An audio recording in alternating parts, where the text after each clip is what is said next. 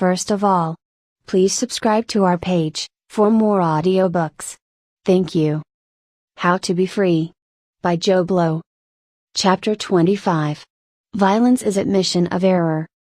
Facing the truth about ourselves can be very painful, although only if we don't have the correct framework of understanding.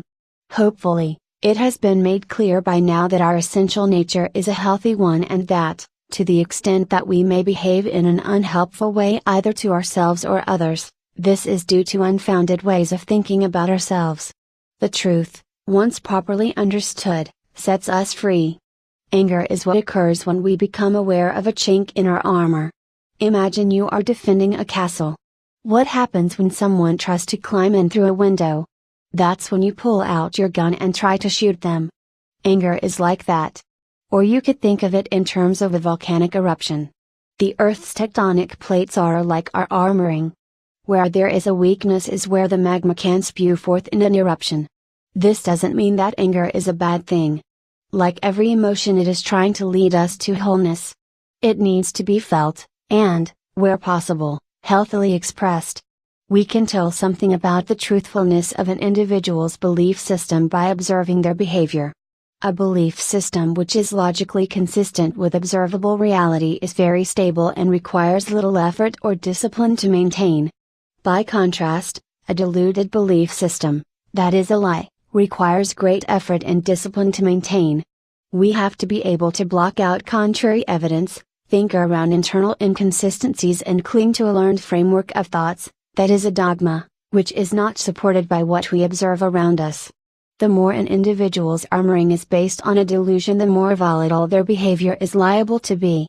There are more chinks in their armor and so they are going to be angry more of the time. Where possible, we express our anger verbally, but sometimes the anger is too strong and our ability to put it into words insufficient. This is when we resort to violence. Violence is the language of the inarticulate. Violence, and to a lesser extent anger itself, invalidates the belief system of the individual who uses it. There was a case of certain individuals from a particular religious faith who were so offended by a depiction of their central prophet in some cartoons that they killed the cartoonist. In so doing, they proclaimed to the world that that faith was incapable of giving them the strength to cope with ridicule. Some have been happy to be martyred for their beliefs because they sensibly recognize that, when execution is the only response one's enemies have left, the moral battle has been won. If one is killed because of one's beliefs alone, that is a strong admission of failure on the part of those who do the killing. On the other hand, a faith so weak that it is not sufficient unto itself but requires that others tiptoe around it for fear of hurting it, knows deep down that it is a lie.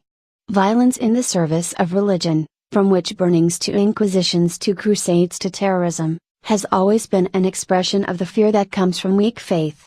Most of the time, the best thing to do is to allow violent individuals to drain as little of our energy as possible. If we can step in directly to get in the way of them hurting someone, that is reasonable, but the way they will change and find health is through the inevitable collapse that will occur if they are left to their own devices.